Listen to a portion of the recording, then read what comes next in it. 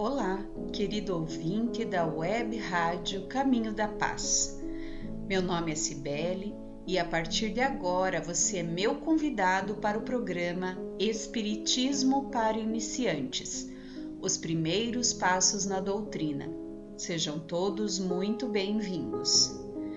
Nesse espaço, os conceitos fundamentais do Espiritismo são abordados de uma maneira bem simples e objetiva, para que todos possam compreender.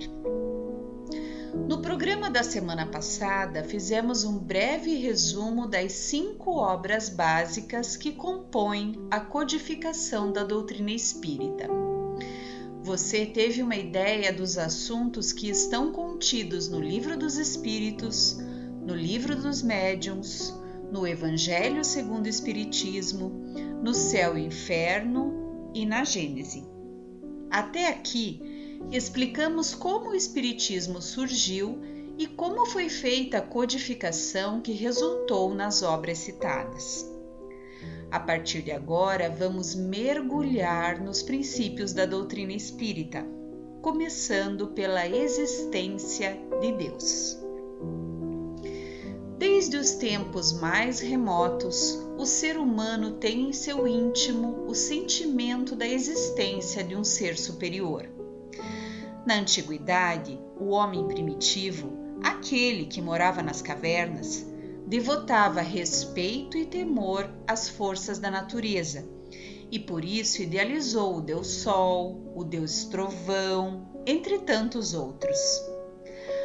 À medida que foi evoluindo, a ideia de Deus também se modificou.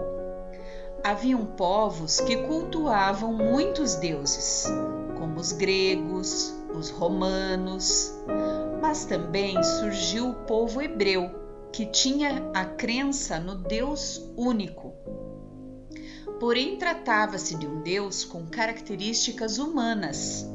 Eles imaginavam um velhinho de barbas brancas que morava no céu e tinha sentimentos humanos como ciúme, cólera.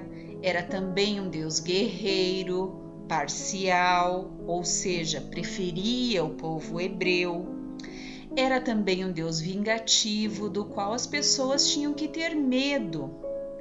Esse Deus tinha necessidade de receber oferendas, rituais e sacrifícios para ser agradado e perdoar os pecados cometidos pelos homens.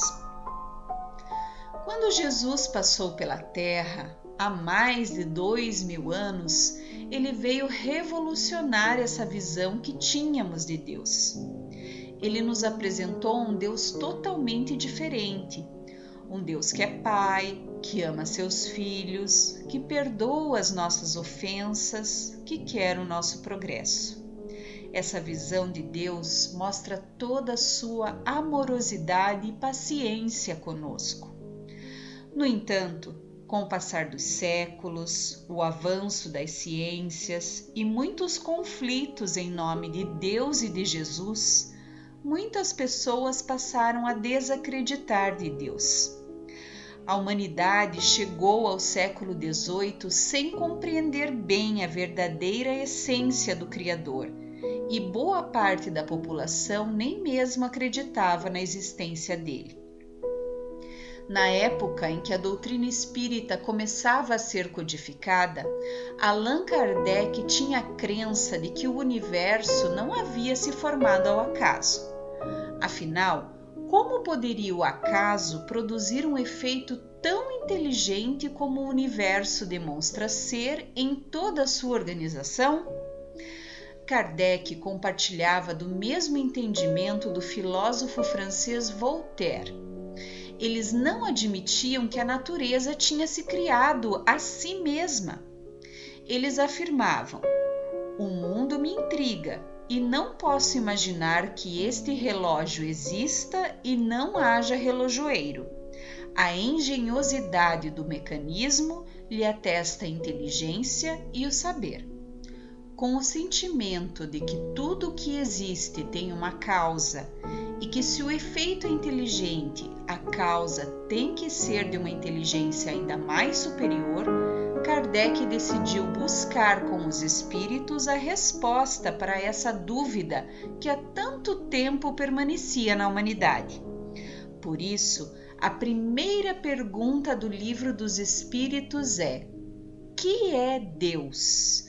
Vejam bem, ele não perguntou quem é Deus, e sim que é Deus.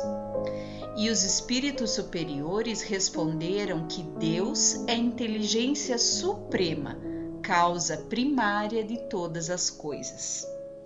Kardec seguiu sua investigação, perguntando o que deve se entender por infinito. E os espíritos disseram que é o que não tem começo e nem fim, ou seja, o desconhecido. Tudo que é desconhecido é infinito.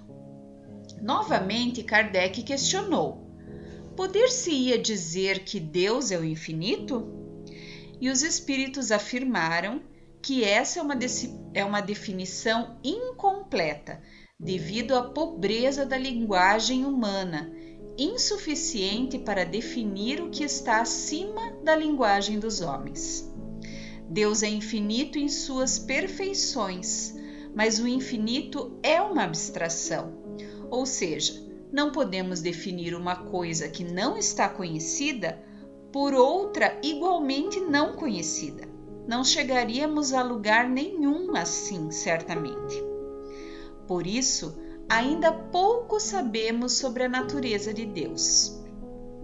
No livro A Gênese, Kardec nos diz que para compreendê-lo ainda nos falta o sentido próprio, que só se adquire por meio da completa depuração do espírito. Aqui na Terra, temos uma existência predominantemente material. Os nossos órgãos materiais não podem perceber as coisas de essência espiritual. Unicamente com a visão espiritual é que poderemos ver os espíritos e as coisas do mundo imaterial. Somente a nossa alma, portanto, pode ter a percepção de Deus. Para tentar deixar mais claro quando poderemos ter uma melhor compreensão de Deus, Kardec se utiliza de um excelente exemplo. Ele diz assim: imagine uma pessoa que se ache no fundo de um vale, envolvido por uma densa neblina. Ela não vê o sol. Entretanto, pela luz difusa, percebe que há no céu uma claridade. A partir do momento que essa pessoa passar a subir a montanha, o nevoeiro irá aos poucos se dissipar e a luz ficará cada vez mais viva. Contudo, ainda não será possível ver o sol.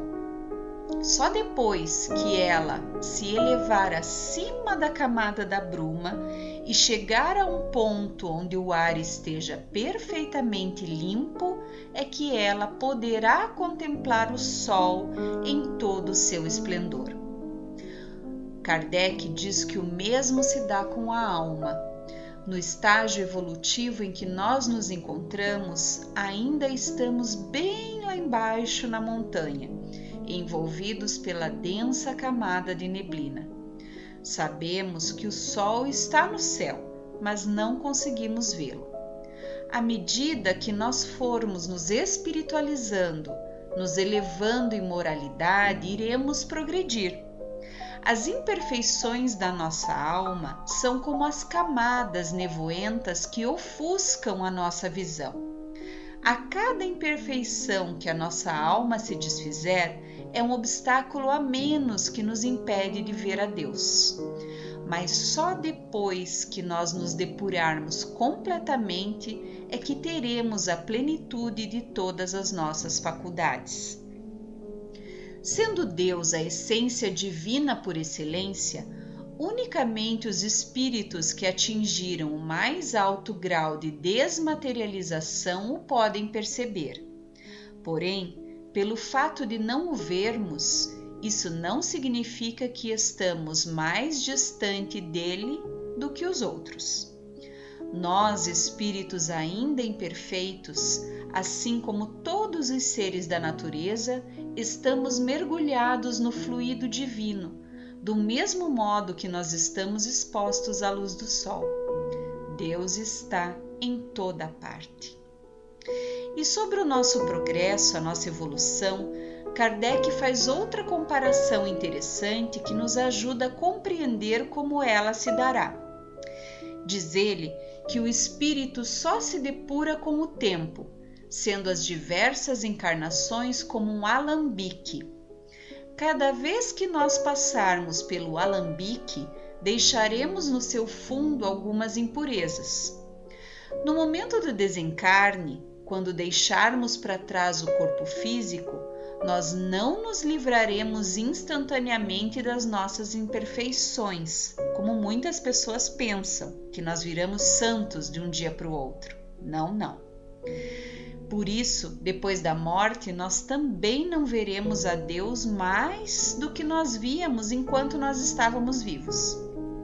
Mas, à medida em que nós formos passando pelas existências, desenvolvendo nossas virtudes, minimizando os nossos defeitos, nós vamos nos depurando e tendo uma visão mais clara de Deus, até que chegará um dia em que podemos compreendê-lo melhor. Certamente levaremos um tempo ainda passando por esse alambique. Precisaremos ir nos refinando constantemente. Bom, com essa explicação, chegamos ao fim do nosso programa de hoje. Aproveito para renovar o convite para você ficar ligadinho, sempre nas quintas-feiras nesse mesmo horário. Na próxima semana, vamos falar das provas da existência de Deus. Afinal, já que não podemos vê-lo e nem compreendê-lo, como podemos saber se ele realmente existe? Aguardem! Conto com a sua audiência. Um abraço fraterno e até o próximo programa.